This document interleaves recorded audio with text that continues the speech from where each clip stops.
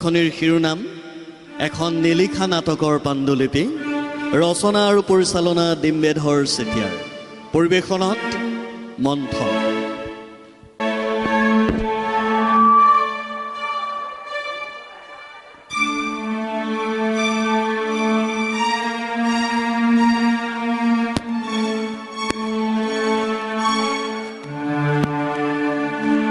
বঢ়িয়া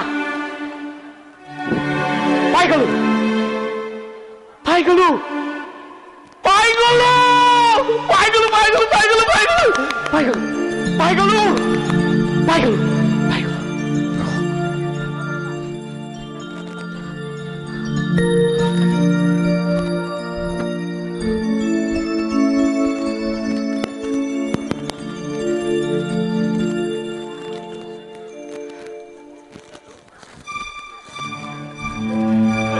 কি পাই গলি হা কি পাই গলি ওই কি করো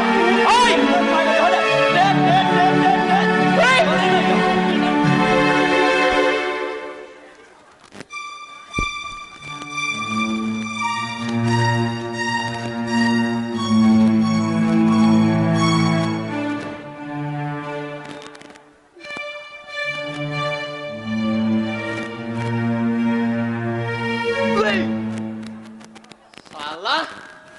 মোৰ পইচা কেইটকা তই পাই লুকুৱাই থৈছ ৰৈ ৰৈ বিনালে চিনেমাৰ অফলাইন দৰ্শনীত টিকেট কাটি চাম বুলি থোৱা পইচা দে ভালে ভালে দিছনে নাই দে ভালে ভালে এ তেৰি ও তোৰ পইচা চুবলৈ মই চুৰ বুলি ভাবিছ নেকি হে ক'ত পেলালি ঠিক নাই তেতিয়াহ'লে কি পাই গলি হা কি পাই গলি এটা কাহিনী পাই গলো এখন নাটক লিখিম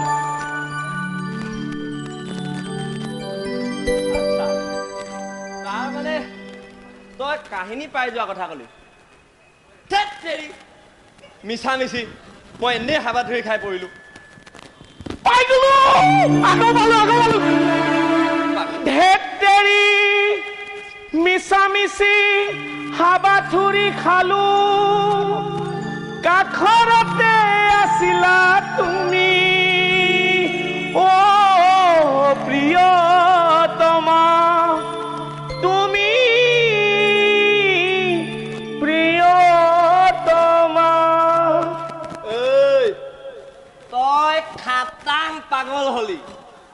তোক তেজপুৰলৈ লৈ যাব লাগিব ৰ ঐ সখী সখী শুনিছানে এইটো পাগল হল ইয়াক তেজপুৰলৈ লৈ যাব লাগিব মোৰ অকমান পলম হ'ব মনে মনে তাক কেলে মাতিলি তাই চালা পাগল পাগল তই হলি তোকহে তেজপুৰলৈ লৈ যাব লাগিব চালা মিছা মিছি মোৰ পাৰ্চটো ফালি পেলালি ভাল হল তোক নুকুৰে পাই গলো বুলি চিঞৰি থাকিব কৈছিলে আচ্ছা তই যে কাহিনী পাই যোৱা কথা কলি কি কাহিনী পালি কচোন শুনো এবাৰ সঁচাকেও কাহিনী এটা পাই গ'ল কচোন এই বিৰাট ধুনীয়া কাহিনী এখন নাটক লিখিম নাটক আৰু সেই নাটকখন জুবিনদাৰ জীৱনৰ আধাৰ হিচাপে লৈ লিখিম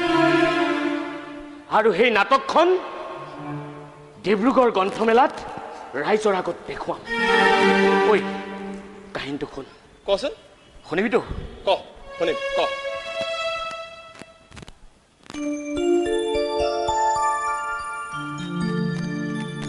জুবিনদাই মাক অসমীৰ কোলাত শুবলৈ চেষ্টা কৰিছে মাক অসমীয়ে জুবিনদাক কোলাত লৈ শুৱাই আছে আমাৰে মইনা শুবয়ে বাৰীতে বগৰী ৰুবয়ে ইমান শুৱলা নিচুকনি গীত টোপনি নহাজনৰো টোপনি আহি যাব কিন্তু জুবিন দাৰ টোপনি অহা নাই তেওঁ একে এঠিৰে মাক অসমীৰ মুখলৈ চাই আছে মাকে সুধিলে কি হল বোপাই সি জুবিনে ঘপকৈ কলে আই মই শুব পৰা নাই বুকুখনৰ এইখিনিতে বৰকৈ বিষ এটাই হেঁচা মাৰি ধৰিছে আই মই বৰ অকলশৰীয়া অনুভৱ কৰিছো মোৰ চাৰিওফালে অগণন জনতা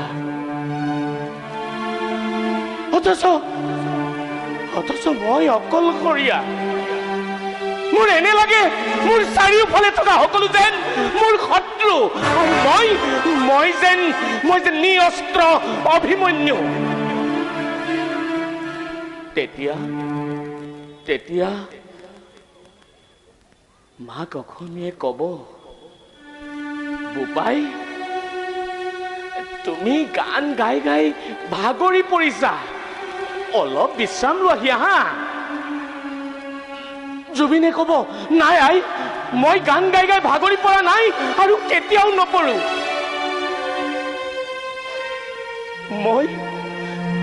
মই একাকিত্বৰ ভাৱনাত চলি পুৰি মৰিছো মই খাব পৰা নাই শুব পৰা নাই আই মই নোহোৱাৰ অনুভৱে তোমাক বাৰু কন্দুৱাবনে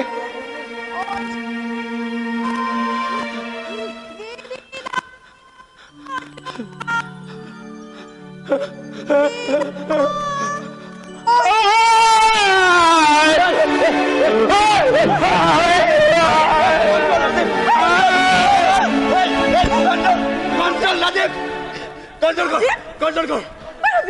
কি হল তোমাৰ ৰাতুলদা কি হল জীবন ৰাতুলদা বঢ়িয়া হব নাটক ই এখন নাটক লিখি আছে আৰু ই মানুহটো গোটেই নাটকখনলৈ সোমাই পৰিছে নাটক লিখি আছে মই মিছি ভয় খাই মৰিলো দেই ঐ তোমালোকে যদি নাটক কৰা ময়ো এটা চৰিত্ৰ কৰিম দেই নাটকত মই কৰিবা সখী কৰিবা তুমি মাক অসমীৰ চৰিত্ৰ কৰিবা জনগোষ্ঠীয় সাজপাৰ পিন্ধি তুমি মঞ্চত ঘূৰি নাচিবা ঘূৰি নাচ লাহে লাহে স্তিমিত হ'ব আৰু মঞ্চত তুমি বহি পৰিবা আৰু লগে লগে জুবিন দাক কোলাত লৈ তুমি নিচুকনি গীত গোৱাৰ চিনটোও থাকিব হয়নে ৰাজীৱ হয়নে তই ঠিকেই কৈছ কিন্তু মই যদি এক নাটক কৰাওঁ তেনেহ'লে মানুহে কি বুলি ভাবিব কব এই হালচোৱা প্ৰতিপত্নী নাটক কৰিছে নাটক কৰিবলৈ যেন আৰু কোনো ছোৱালী নাই তাৰ মানে তোমাৰ মোক নাটক কৰিবলৈ দিবলৈ মন নাই তাকে কোৱা ঠিক আছে নকৰো তোমাৰ নাটক কিন্তু খবৰদাৰ তুমিও কেনেকে নাটক কৰা আমুকেও চাই ল'ম নাটক কৰে ৰবা বুজিবলৈ চেষ্টা নকৰা কেলে মই লিখা নাটকত মোৰ পত্নীয়ে অভিনয় কৰিব কথাটো কিবা হজম নোহোৱা বিষয় বুলি আনে নেভাবিবনে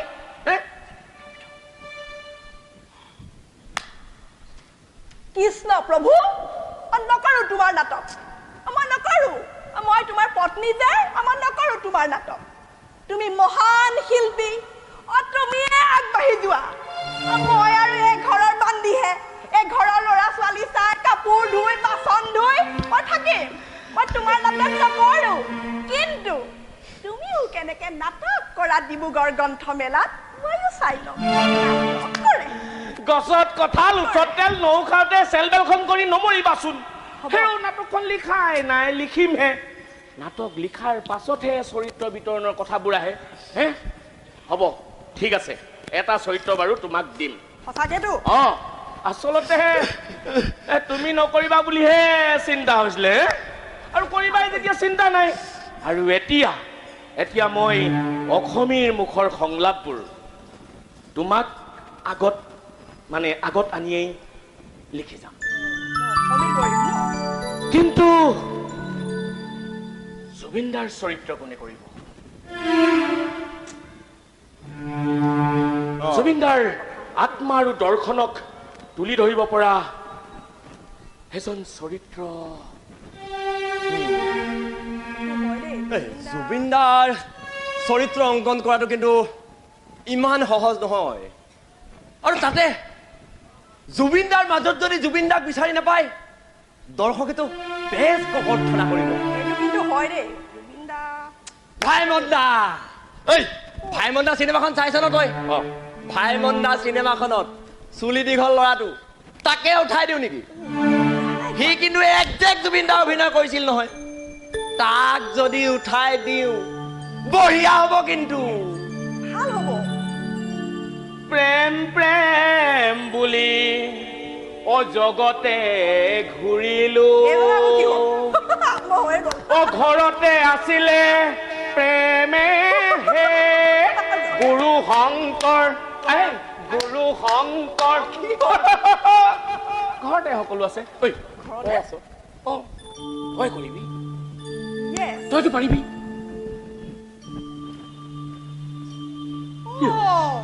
মই কথাটো এতিয়াহে ভাবিছো ৰাতুল দা আপুনি এইটো জুবিনদাৰ চৰিত্ৰটো কৰিব পাৰিব পাৰিব চাওক না বেলেগৰ পৰা যদি আমি এই ৰিহাৰ্চেলৰ কাৰণে মানুহ আনো এই ৰিহাৰ্চেলৰ নামত কমখন নাখামি কৰিবনে হৈছে আৰু এদিন আহিব দুদিন নাহিব বাদ দিয়ক আপুনি যদি জুবিনদাৰ চৰিত্ৰটো কৰে আপুনি ঘৰতে ৰিহাৰ্চেল বেছিকে কৰিব পাৰিব ৰিহাৰ্চেল বেছিকে কৰা মানে আপুনি জুবিনদাক বেছিকে জানিব পাৰিব কেলে কথা এষাৰ নাই জানো বোলে practice makes a man perfect সেইকাৰণে আপুনি জুবিনদাৰ চৰিত্ৰ কৰিব এইটো ফাইনেল বুজিলা জুবিনদাৰ চৰিত্ৰ কৰিব ফাইনেল মই তোমালোকৰ তামোল আনোগে ঠিক আছে কথাটো নোহোৱা নহয় কিন্তু মই পাৰিম জানো মোৰ বাবে এয়া চৰম দুঃসাহ নাইবা মৰসাহ নহ'ব জানো মোৰ বিশ্বাস তই এই দুঃসাহসিক চৰিত্ৰটো ৰূপায়ণ কৰি দৰ্শকক চমকিত কৰিব পাৰিবি তোৰ মাজেৰে অন্তত ভোকবিহ্বল জনতাই অলপ হ'লেও সান্তনা ল'ব পাৰিব তই পাৰিবি ৰাতুল তই পাৰিবি মোৰ বিশ্বাস আছে তাকে পাৰিবতো লাগে চাওঁচোন অলপ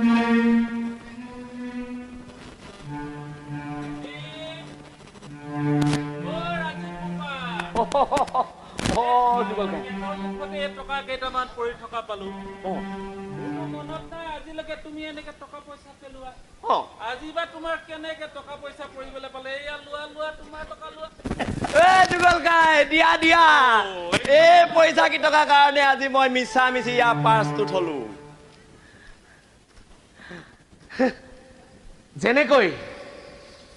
যেনেকৈ আমি দুটাই টানি থাকোতে এই পাৰ্চটো দুটুকুৰা হৈ ছিগি থাকিল ঠিক সেইদৰে জুবিনদাৰ সোঁৱে বাওঁৱে থকা মানুহবোৰে টনা আজোৰা কৰি কৰি তেওঁৰ প্ৰাণটোকে ছিঙি পেলালে তহঁতক পাপে চুব নৰকত পচি মৰিবি এই যুগলকাই তই নিৰৱধি তই বিশাল নিৰৱধি অসমীয়া আইৰ প্ৰাণ জোৰাই বৈ থকা তই নিৰৱধি ব্ৰহ্মপুত্ৰ যুগলকাই ব্ৰহ্মপুত্ৰ কি কৈ আছে তোমাৰ দেহাটো ভালে আছেতো কি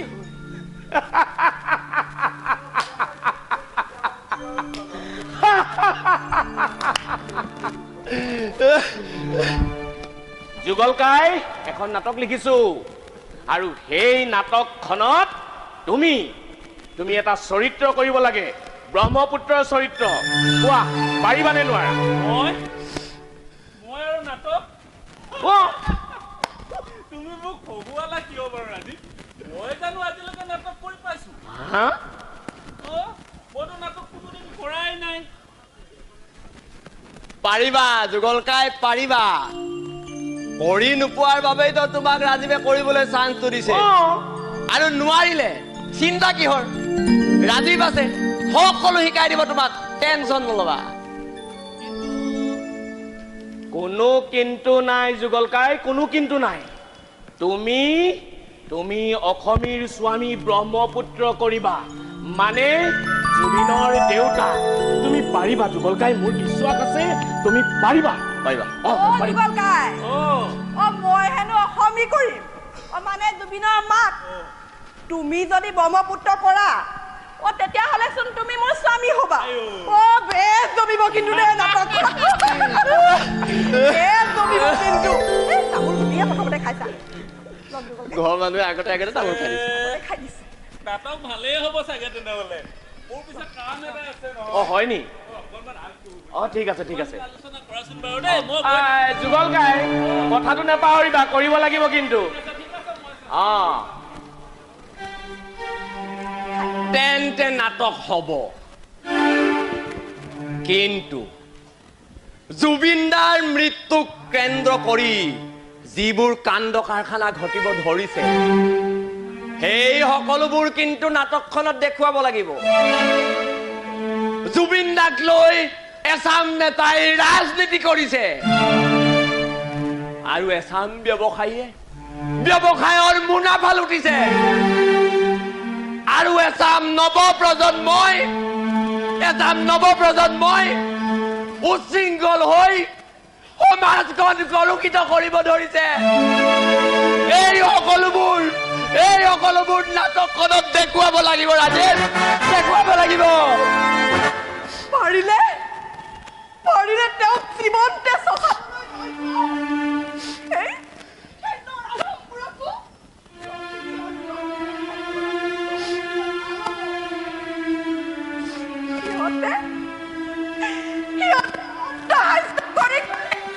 মানুহটোক মৃত্যুৰ মুখত ঠেলি দিলে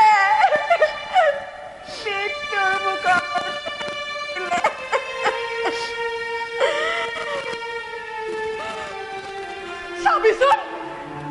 ভগৱানৰ আদালত সিহঁতে